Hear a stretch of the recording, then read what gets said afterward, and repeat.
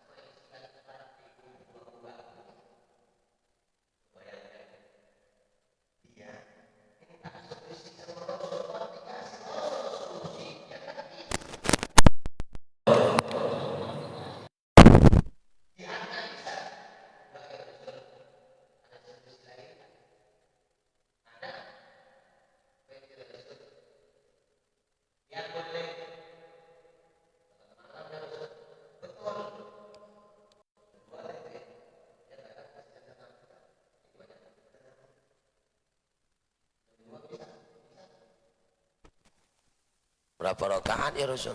Minimal 2 rakaat. Tutup dengan witir. Malam gitu ya Rasul, tengah-tengah malam lah ya kan? Iya. Berarti tidur dulu lah kita ya. Itu masalahnya ya Rasul. Masalahnya di mana? Aku kalau nggak dibangunkan biniku sholat subuh aja nggak bangun-bangun aku ya Rasul. Tuh. Ada jalan lain nggak ya Rasul? Lo minta cara lain Pak. Disuruh jihad nggak sanggup, suruh qiyamul lail nggak sanggup. Kata Nabi, ya udah siam dah siam. Apa itu siam ya Rasul? Puasa. Puasa itu nggak makan lah. Ya nggak makan mulai sahar sampai maghrib. Mana lah ya Rasul? Aku hidupku miskin ya Rasul. Kadang 2 hari sekali baru makan. Cuman pula aku mau puasa. Rasul senyum bu, nengok apa yang tingkah sahabat ini. Rasul senyum nengoknya sambil menggeleng-geleng kepala. Wahai sahabatku, kau mau ini ku kasih, tiba ku suruh kau nggak mau. Kira-kira ada lagi nggak ya Rasul cara Allah ampunkan dosaku tapi aku bisa melakukannya? Ada.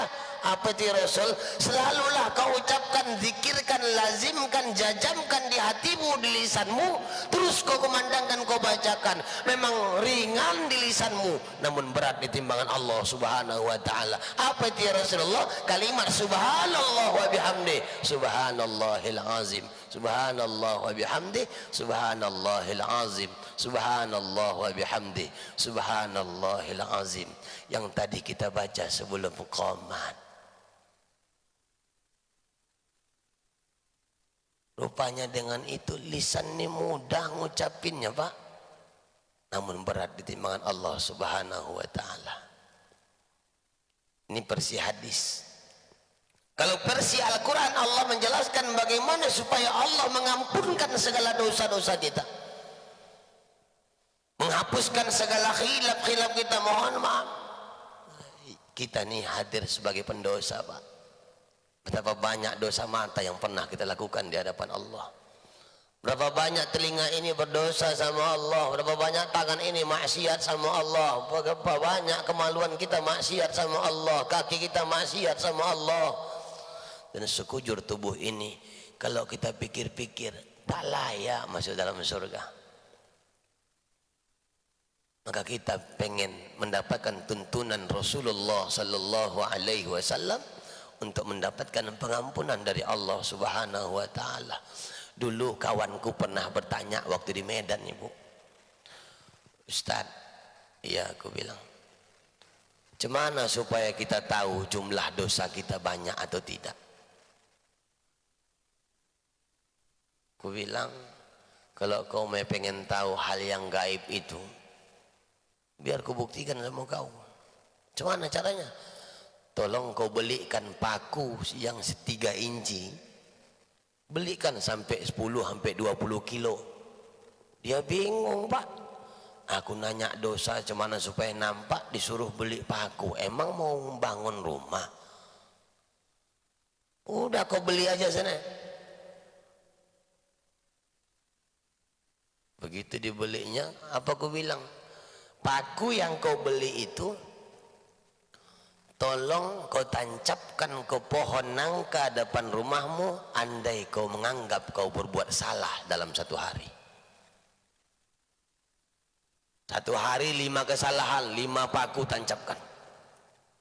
Besok 7 paku tancapkan.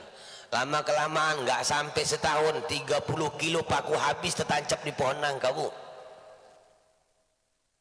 30 kilo tertancap penuh itu pohon nangka, sampai bingung mau masukkan paku yang lain. Habis itu ditengoknya, iya banyak kali ya. Tanyanya lagi sama aku, Ustaz bisa nggak kira-kira aku menghapuskan dosaku? Bisa. Gimana caranya? Setiap hari kau berbuat dalam kebaikan, kau cabut paku itu. Lebih dari setahun baru selesai, karena setiap dicabut besok masukkan lagi, cabut besok pasang lagi, besok cabut 7 besok pasang 8, cabut 8 besok pasang 5. karena nggak bisa terlepas dari dosa. Begitu sudah habis tercabut, sudah bersungguh-sungguh dia ingin mencabut paku itu dari pohon nangka, dia bilang, Ustaz sini dulu ya, saya tengok pohon nangka nih. Ya kenapa? Kan udah habis pohonnya nih, kucabuti pakunya. Betul, tapi bekas-bekasnya masih ada Ustaz. Bekas paku yang menancap itu masih ada. Betul. Inna nahnu nuhyil mauta wa naktubu ma qaddamu wa atharuhum. Banyak lagi ayat-ayat menjelaskan kepada kita bahwa Allah tetap mengingat bukan hanya dosa kita, bekas dosa kita pun Allah tahu, Pak. Bekas kesalahan kita pun Allah tahu. Maka Allah memberikan tuntunan melalui Al-Quran, wasari'u ila maghfiratin min rabbikum, bersegeralah kamu, kejarlah, raihlah, yuk berbondong-bondong. Nih ayat Qurannya, Quran surah Ali Imran ayat 133 134, untuk meraih pengampunan Allah subhanahu wa ta'ala yang bagi kita pendosa di hadapan Allah. Mari sama-sama Bapak Ibu yang mulia, kita meraih ampunan Allah subhanahu wa ta'ala, yang ketika pengampunan itu kita dapatkan bukan hanya ampunan dikasih Allah, yang ketika pengampunan itu kita raih, kita kejar, kita dapatkan daripada Allah, bukan hanya ampunan dikasih Allah, asbab kita datang minta ampun, Allah kasih bonus tambahan, wajannatin arduhas samawati wal ardh, Allah akan berikan ganjaran surga seluas langit seluas bumi. Luasnya luar biasa. Dan itu nggak bisa sendirian Bu, nggak enak. Masjid besar kayak gini sendirian enak? Nggak enak. Rumah mewah sendirian enak?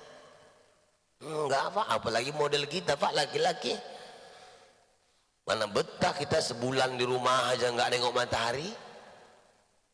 Suntuk. Nabi Allah Adam coba diciptakan dalam surga, hidup menikah dalam surga, sendirian dalam surga masa itu. Galau Pak, butuh teman. Allah tahu apa maksud, Allah tahu apa keinginan hati. Maka dengan itu semua Allah berikan keinginan Nabi Allah Adam, menghadirkan Siti Hawa dalam kehidupan Nabi Allah Adam, untuk mendapatkan surga yang begitu luas. Wa jannatin arduhas samawati wal ardh, surga seluas langit dan seluas bumi. Ini hanya diperuntukkan bagi la wa'iddat lil muttaqin, untuk orang-orang yang bertakwa. Siapa mereka yang mendapatkan takwa? Siapa mereka yang mendapatkan surga? Siapa mereka yang mendapatkan tadi pengampunan dari Allah? Ayat selanjutnya menjelaskan, alladzina yunfiquna fis sarra'i wad dharra. Yang pertama, orang yang akan mendapatkan uiddat lil muttaqin, orang-orang yang mendapatkan maghfirah, orang-orang yang mendapatkan jannatin arduhas samawati wal ardh. Dalam ayat ini, orang-orang yang menginfakkan sebagian hartanya di jalan Allah, baik dalam keadaan lapang maupun dalam keadaan sempit, baik dalam keadaan mampu maupun tidak mampu, baik dalam keadaan senang maupun dalam keadaan susah. Ahli tafsir menjelaskan, ulama-ulama tafsir, ayat ini bisa sesuai dengan setiap keadaan. Ayat ini menjelaskan untuk semua keadaan. Makna semua keadaan, sedih adalah keadaan, bahagia adalah keadaan. Maka kalau ada orang bersedekah pada saat sedih, pahalanya ada. Orang bersedekah pada saat dia bahagia, pahalanya ada. Karena ahli tafsir menjelaskan ini untuk semua keadaan. Ini juga bisa dijadikan sebagai dalil untuk makan-makan acara kenduri arwah di rumah-rumah, untuk acara makan-makan takziah tahlil di rumah orang yang meninggal dunia. Karena dalil Al-Quran ini surat Ali Imran 133 134 menunjukkan setiap keadaan bahagia dia buat pesta, kita diundang makan, sedekah, pahala tidak? Pahala. Karena bahagia adalah salah satu sifat bahagia keadaan. Ada orang meninggal, kita datang, disuguhkan makan, disuguhkan minum, kita makan, kita minum, apa haram, berdosa? Tidak, tetap dapatkan pahala. Ayatnya sama, pemahamannya sama untuk setiap keadaan. Orang yang senang bersedekah berpahala, orang yang susah bersedekah pahala. Orang yang kaya sedekah pahala, orang yang miskin sedekah pahala. Karena sedekah itu tidak terbatas oleh waktu dan tempat. Bahkan dalam Al-Quran, Bapak Ibu yang dimuliakan Allah Subhanahu wa Ta'ala, di dalam Al-Quran Allah menjelaskan bahwa penghuni kubur itu semua banyak yang menjerit-jerit, merintih-rintih, minta sama Allah Subhanahu wa Ta'ala, minta dibangkitkan oleh Allah Subhanahu wa Ta'ala, walaupun hanya 5 menit, Pak. Bukan karena mereka harus salat, tidak. Bukan karena mau puasa, tidak. Bukan karena haji umrah, tidak. Fa'asaddaqu, agar mereka bisa melaksanakan sedekah. Salat, kalau kita salat ibadah berpahala, itu pahala buat kita. Kita puasa, pahala puasa untuk kita. Kita haji umrah, pahala ibadah haji umrah untuk kita. Tapi sedekah, kita berinfak sedekah kepada orang, pahalanya buat kita. Bukan hanya sampai di situ, terus mengalir pahalanya. Allahu Akbar, takbir berkumandang, takbir diangkat ketika kita sholat, Pak. Assalamualaikum warahmatullah, ditutup dengan salam. Awal takbir, akhir salam, habis pahala sholat. Kita puasa dari sahar sampai kepada maghrib, dari mulai sahur sampai kepada maghrib, habis pahala puasa. Kita haji umrah, pulang dari Mekah, pulang dari Madinah ke tanah Batam, sampai di Batam habis pahala haji umrah. Tapi ada amalan ibadah yang tidak nunggu kita pergi, tidak nunggu kita pulang, tidak menunggu di saat apapun, bahkan sampai kita meninggal dunia, pahala tetap mengalir. Itulah sedekah. Kita enggak sholat banyak kali, sholat sunnatnya. Quran enggak khatam tiap bulan, tak khatam tiap minggu.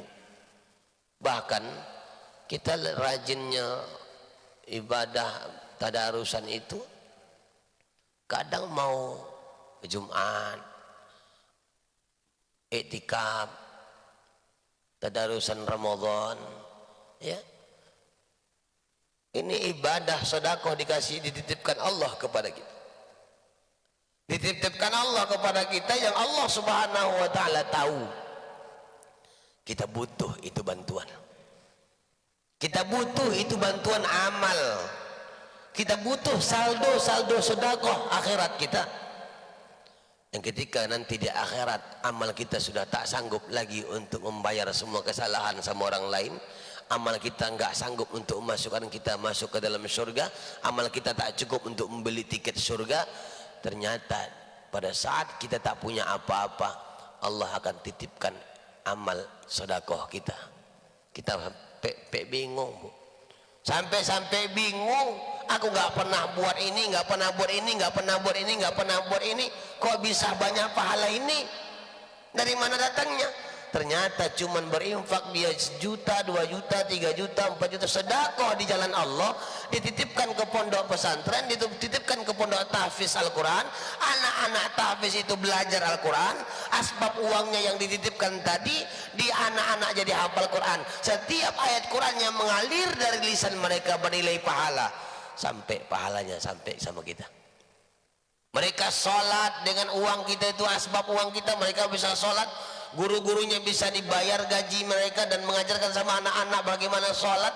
Anak-anak tahu cara sholat, anak-anak tahu cara puasa, anak-anak tahu cara ibadah-ibadah lainnya sampai meninggal dunia kita. Selagi anak itu mengamalkan ilmu apa yang diajarkan dan asbab dari uang kita yang kita bantukan, sebanyak itu pula pahala yang akan Allah titipkan kepada kita. Pahala kita untuk orang-orang tua kita yang sudah meninggal dunia, atau mungkin ada hajat-hajat kita yang pengen Allah kabulkan dengan cara memancing rezeki dengan rezeki. Begitu dahsyat agama ini dikasih Allah Subhanahu wa taala. Allah akan memberikan kepada kita di yauma la yanfa'u malu wala banun illa man atallaha biqalbin salim. Di hari itu tak ada manfaat harta, anak, pangkat, jabatan dan lain sebagainya. Allah akan siapkan. Ibu, di akhirat banyak yang bingung ketika pahala tambahan datang.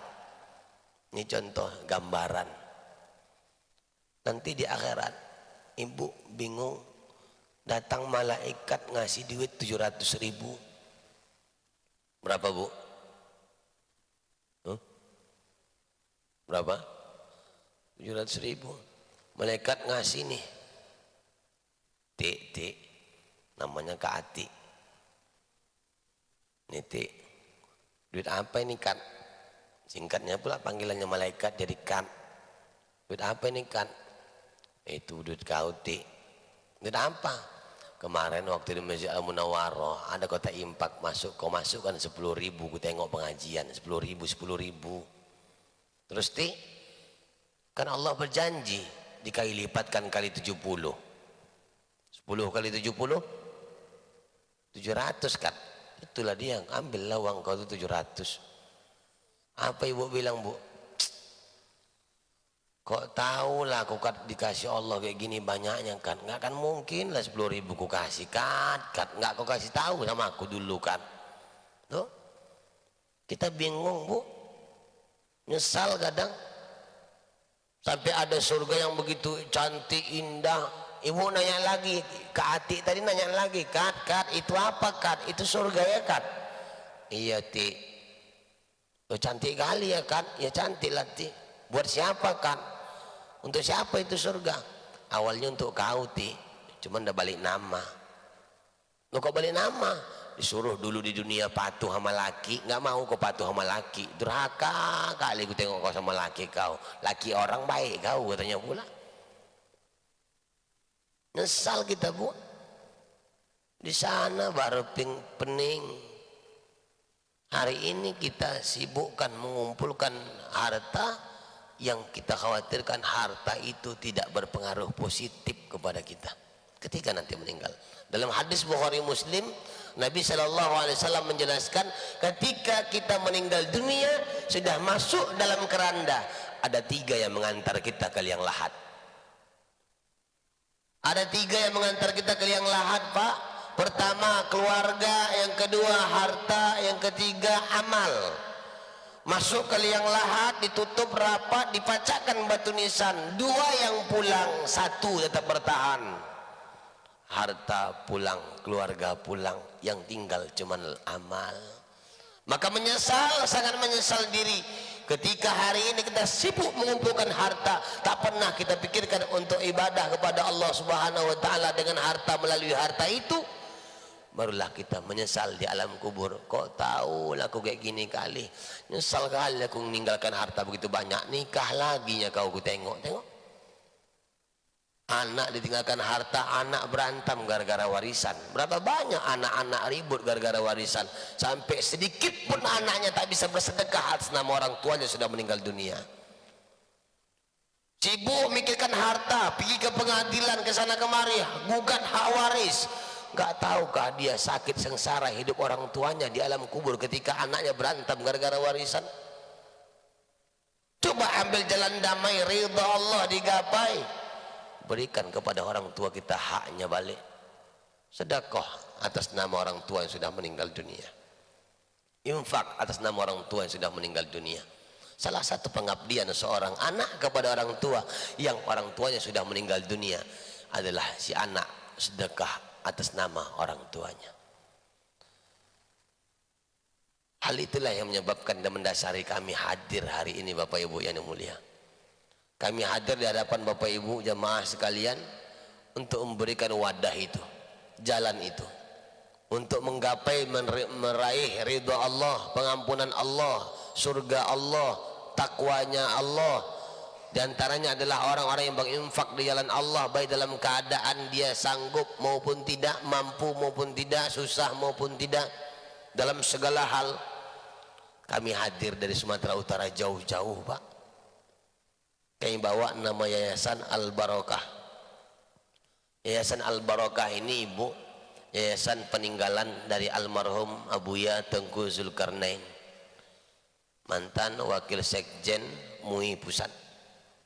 Ya mungkin Bapak Ibu pun pernah mendengar namanya, kalaupun dibuka di YouTube ada nama wajah ceramah-ceramah beliau. Sebelum meninggal dunia beliau berhajat ingin membangun 10 pondok pesantren di Sumatera Utara Pak.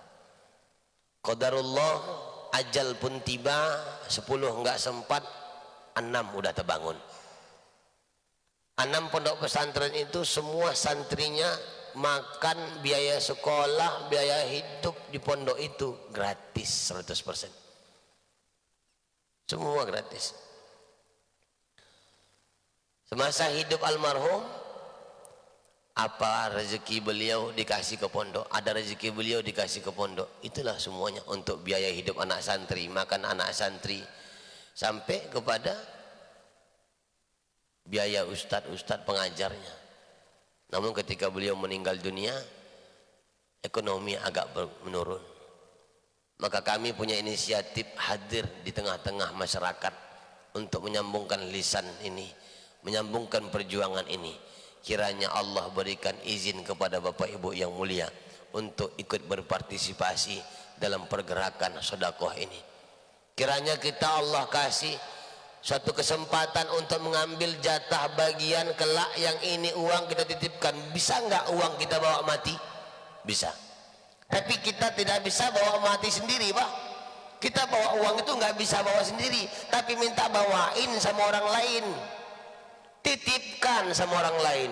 Ustadz, ini uang 10 juta bukan buat Ustadz, ini untuk pondok, ku titipkan sama Ustadz. Bukan mutlak untuk pondok secara hakikat, namun kelak di akhirat ku tunggu di simpang, aku minta lagi itu uang 10 juta berupa pahala.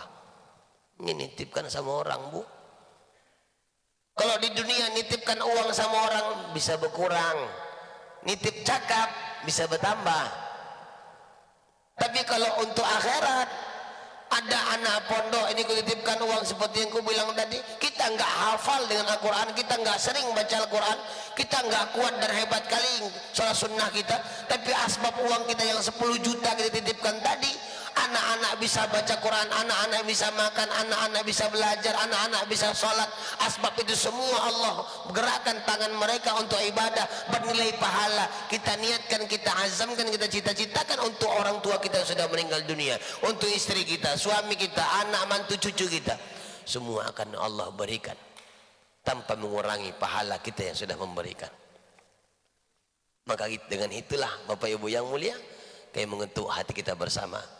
Mari sama-sama kita bantu perjuangan dakwah ini, kita bantu pergerakan sedekah ini, dan insya Allah selain itu kita juga ada program.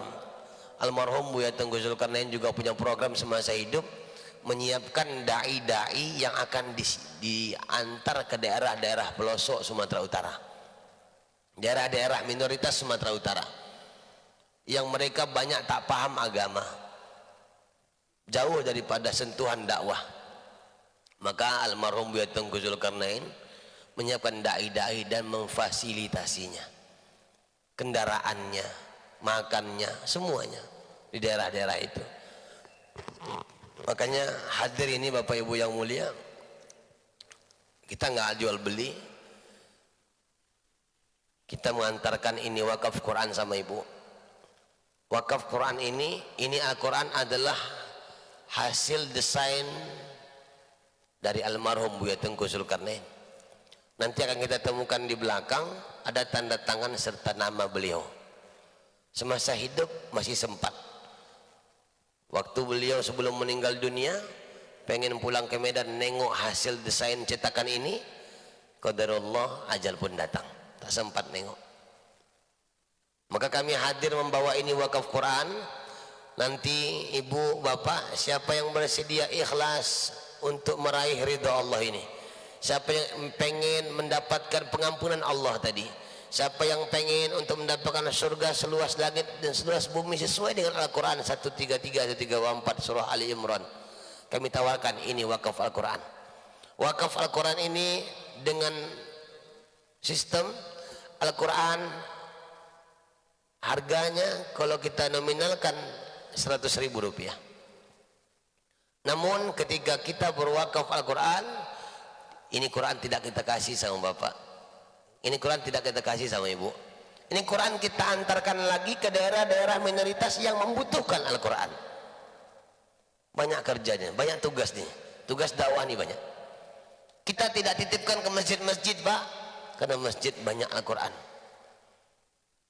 Tapi kita titipkan daerah-daerah minoritas di provinsi Sumatera Utara. Ada Dairi, ada Pak Barat, ada di Nias, ada di Tapanuli Utara, ada Kabupaten Karo, Brastagi, ada daerah Langkat, Sumatera Utara.